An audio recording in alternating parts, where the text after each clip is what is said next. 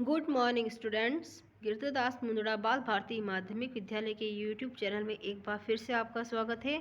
आज हम कक्षा 8 विषय हिंदी में पाठ 12 सुदामा चरित्र की व्याख्या लिखेंगे। ठीक है, उसके बारे में मैं आपको बता दूंगी।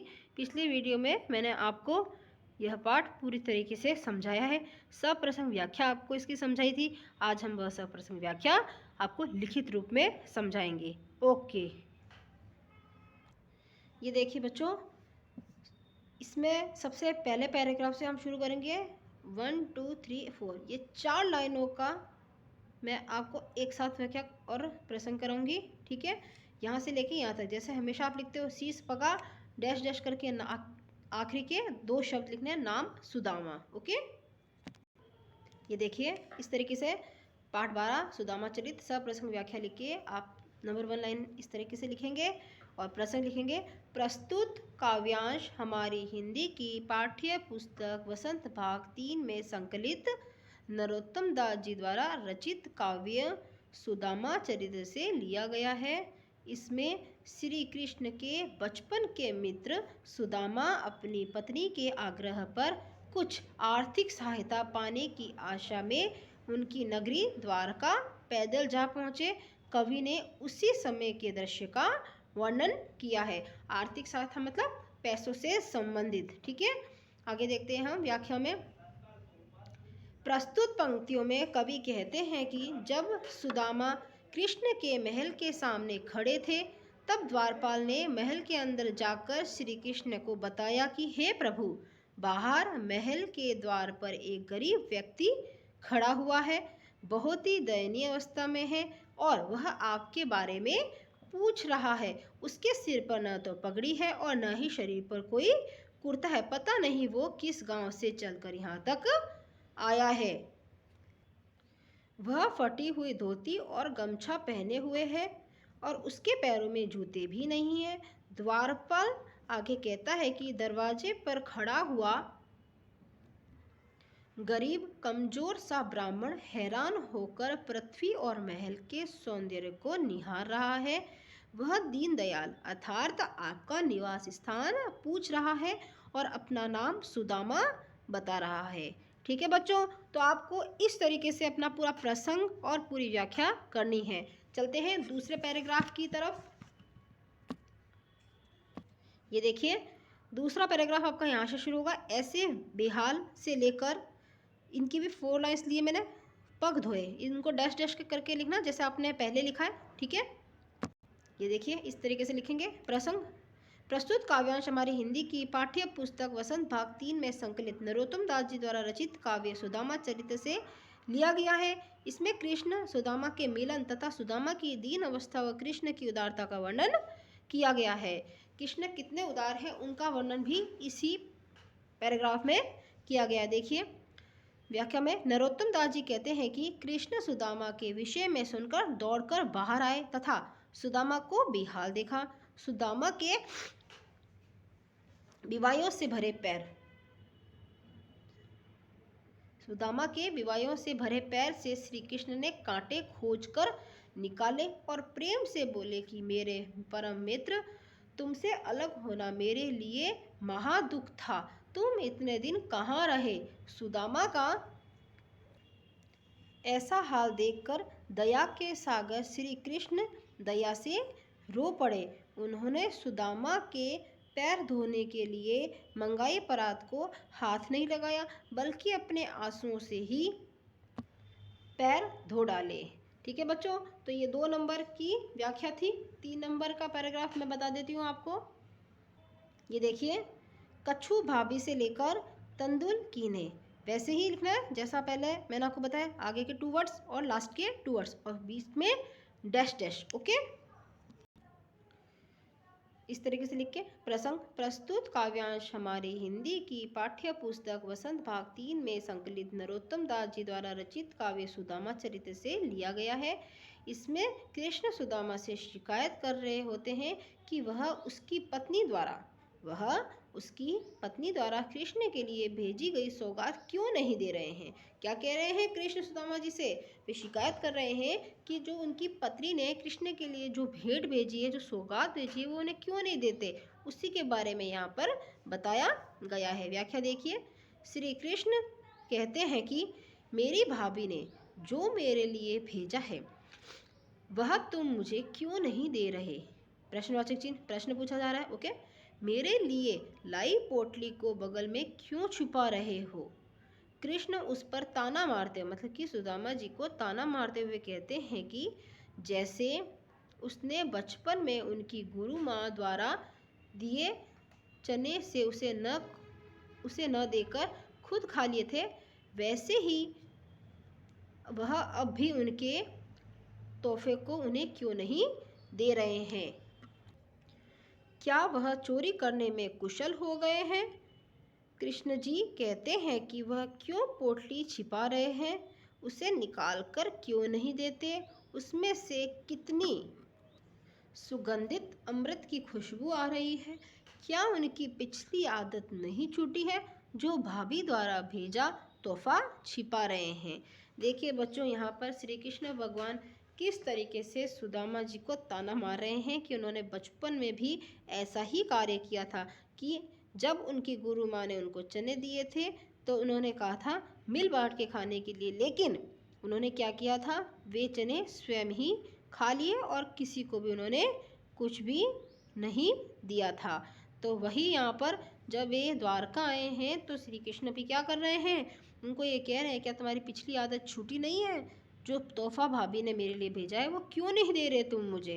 यही बात वे सुदामा जी से कह रहे हैं। ठीक है, तो इस तरीके से ये 3 नंबर की व्याख्या आप पूरी करेंगे। ओके, 4 नंबर पे चलते हैं हम। वह पुलकनी से लेकर धरो सकेली, जैसे पहले मैंने बताया वैसे ही आप इसे भी करेंगे। आगे के 2 वर्ड्स एंड लास्ट के 2 वर्ड्स लिखेंगे और अपनी प्रसंग और व्याख्या शुरू करेंगे। ठीक है, वह पुलकनी डैश डैश धरो सकेली। प्रसंग प्रस्तुत काव्यांश हमारी हिंदी की पाठ्य पुस्तक वसंत भाग 3 में संकलित नरोत्तम दास जी द्वारा रचित काव्य सुदामा चरित्र से लिया गया है। इसमें कृष्ण सुदामा को खाली हाथ भेज देते हैं। इस बात पर सुदामा को बहुत दुख होता है। इसी के बारे में आगे बताया गया है। ठीक है बच्चों, प्रस्तुत पंक्तियों में सुदामा जी सोच रहे हैं कि जब वे कृष्ण के यहाँ पहुँचे थे तब तो उन्होंने बड़ी प्रसन्नता दिखाई थी। वे उठकर गले मिले थे और सुदामा को बहुत आदर भी दिया था, पर विदाई के अवसर पर इस तरह खाली हाथ भिजवाने की बात सुदामा को कुछ समझ नहीं आ रही थी। वास्तव में कृष्ण ने सुदामा को उनके 2 मुट्ठी चावल खाते ही 2 लोगों की धन दौलत उन्हें दे डाली थी, जिसे सुदामा जी क्या थे, बिल्कुल अनजान थे। सुदामा कृष्ण के बचपन को याद करके सोचते हैं कि यह वही कृष्ण है जो थोड़ी सी मांगने के लिए घर घर हाथ फैलाया करता था। भला वह उन्हें क्या देंगे।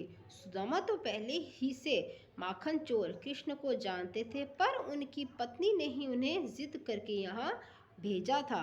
सुदामा बहुत नाराज थे और सोच रहे थे कि अब जाकर वे अपनी पत्नी से कहेंगे कि बहुत धन मिल गया है, अब इसे संभाल कर रखो। वे यहाँ आना नहीं चाहते थे। अब हालत यह थी कि जो चावल वे मांग कर लाए थे वह भी कृष्ण ने ले लिए हैं और बदले में वे खाली हाथ आए हैं। देखिए बच्चों, किस तरीके से यहाँ पर सुदामा जी मन ही मन इन सब बातों, लेकिन उन्हें ये बिल्कुल नहीं पता था कि श्री कृष्ण ने क्या किया, उन्हें बिना मांगे ही सब कुछ दे दिया था बच्चों। ठीक है, आगे हम देखते हैं 5 नंबर की व्याख्या। ये देखिए 5 नंबर की व्याख्या आप यहाँ से शुरू करेंगे। वैसोई राज समाज बनने से लेकर खोज न पायो, ये 4 लाइनें हैं। वैसे ही लिखना है जैसे मैंने आपको पहले बताया है, 2 वर्ड्स एंड लास्ट के 2 वर्ड्स। ओके, ये देखिए आपको इसी तरीके से लिखना है। ठीक है, खोजना वैसो ही राज खोज न पायो। प्रसंग देखिए, प्रस्तुत पंक्तियां हमारी हिंदी की पाठ्य पुस्तक वसंत भाग 3 में संकलित नरोत्तम दास जी द्वारा रचित काव्य सुदामा चरित्र से लिया गया है। इसमें श्री कृष्ण द्वारा सुदामा को धन धान्य से परिपूर्ण कर देने का वर्णन किया गया है। ठीक है, व्याख्या देखिए, सुदामा ने अपने गांव में जाकर देखा कि वहां द्वारका जैसा ही ठाट बाट है, वैसा ही राज समाज है। वहां उसी प्रकार के हाथी घोड़े थे जैसे द्वारका में थे। इससे उनके मन में क्या हो गया, भ्रम छा गया था। सुदामा को लग रहा था कि वे भूलकर फिर से द्वारका ही लौट आए हैं। उनको ऐसा लग रहा था कि वह ऐसा ना घूम के फिर से पुनः द्वारका ही आ गए थे। वे शायद रास्ता भूल गए हैं। वहां भी द्वारका जैसे भव्य महल बने हुए थे। सुदामा के मन में उन भवनों को देखने का लालच आ रहा था। यही सोचकर वे गांव के बीच में चले गए। वहां जाकर सुदामा ने सभी से अपनी झोपड़ी के बारे में पूछा, पर वे अपनी झोपड़ी को खोज नहीं पाए। वास्तव में उनकी झोपड़ी के स्थान पर श्री कृष्ण की कृपा से भव्य महल दिखाई दे रहे थे। उनका पूरा गांव ही अलौकिक आभा से चकाचौंध हो रहा था, जिनके कारण सुदामा जी क्या हो गए, भ्रमित हो रहे थे। श्री कृष्ण ने उनको बिना बताए ही सहायता कर दी थी। श्री कृष्ण ने सुदामा जी को कुछ भी नहीं बताया था और उन्होंने उनकी बिना मांगे ही सहायता कर दी थी, क्योंकि ईश्वर तो सर्वव्यापी है, वे सब कुछ जानते हैं। व्यक्ति के मन के प्रत्येक बात को, प्रत्येक क्षण को वे जानते हैं कि वह इंसान कैसा है। तो और सुदामा जी तो क्या थे, श्री कृष्ण के परम मित्र थे बच्चों। तो इसलिए उन्होंने उनकी कृपा ऐसी उन्होंने की कि उनके झोपड़ी के स्थान पर वहाँ उनका वहाँ महल बन गया था और पूरा गांव अलौकिक आभास से चकाचौंध भी हो रहा था। ठीक है बच्चों, ये था 5 नंबर की व्याख्या। अब 6 नंबर देखते हैं हम। अंतिम है ये देखिए, अंतिम के वह टूटी सी से लेकर दाख न भावत, ये 4 लाइन से ओके। इसकी व्याख्या हम देखते हैं। के वह दाख न भावत प्रसंग, प्रस्तुत पंक्तियां हमारी हिंदी की पाठ्य पुस्तक वसंत भाग 3 में संकलित नरोत्तम दास जी द्वारा रचित काव्य सुदामा चरित्र से लिया गया है। प्रस्तुत पद में श्री कृष्ण द्वारा सुदामा को धान्य मतलब अनाज से परिपूर्ण कर देने का वर्णन किया गया है। कवि बताते हैं कि कहाँ तो सुदामा के पास टूटी फूटी सी फूस की झोंपड़ी थी और कहाँ अब स्वर्ण महल सुशोभित हो रहे हैं। पहले तो सुदामा के पैरों में जूतियां तक नहीं होती थी और कहाँ अब उनके महल के द्वार पर महावत के साथ हाथी खड़े रहते हैं। क्या रहते हैं, हाथी, बड़े बड़े हाथी, अर्थात सवारी के साधन भी उपलब्ध हैं। पहले कठोर धरती पर रात काटनी पड़ती थी, कहाँ अब सुकोमल सेज पर नींद नहीं आती। पहले तो वे धरती पर सोते थे तो उनके लिए रात काटनी भी बहुत मुश्किल हो जाती थी, लेकिन अब तो इतना कोमल सेज भी है फिर भी उन्हें नींद नहीं आती है। कहाँ पहले तो यह हालत थी कि उन्हें खाने के लिए घटिया किस्म के चावल भी उपलब्ध नहीं थे और कहाँ अब प्रभु की कृपा से उन्हें किशमिश मुनक्का उपलब्ध है, फिर भी वे उन्हें अच्छे नहीं लगते, क्योंकि सबसे ज़्यादा तो क्या अच्छा है, सबसे ज़्यादा अच्छा है श्री कृष्ण की भक्ति। अगर इंसान दुखी होता है तो उसमें दुख में ही वह ईश्वर का ध्यान करता है। अगर उसके पास सुख आता है तो सुख में क्या होता है, बस सुख में ईश्वर को क्षण भर के लिए भूल भी जाता है। इसलिए लेकिन हमें कभी भी दुख और सुख में ईश्वर को कभी भी बच्चों नहीं भूलना चाहिए, वे हमारे लिए सर्वोपरि है। ओके, ये आपकी व्याख्या आज मैंने पूरी करा दी है। ठीक है बच्चों, तो ये सारी व्याख्या आप अपनी कॉपी में एकदम सफाई से करेंगे, ठीक है, नीट एंड क्लीन। और नेक्स्ट वीडियो में मैं इस पाठ के प्रश्न उत्तर लूँगी। ये व्याख्या आप पूरी समझना, बहुत ही सुंदर है। सुदामा जी के चरित्र के बारे में देखा है आपने, श्री कृष्ण ने उन्हें किस प्रकार से उनको पूरा धन धान्य से परिपूर्ण बना दिया था, 2 लोक भी दे दिए थे और अपनी मित्रता को भी उन्होंने पूर्ण रूप से निभाया था। ठीक है बच्चों, तो आपसे मैं आशा करती हूँ कि आपने पिछले वीडियो का कार्य भी कर लिया होगा, जिसमें मैंने आपको शब्दार्थ दिए थे। ठीक है, तो आप शब्दार्थ भी करके इसके साथ में ये पूरी व्याख्या करोगे। ठीक है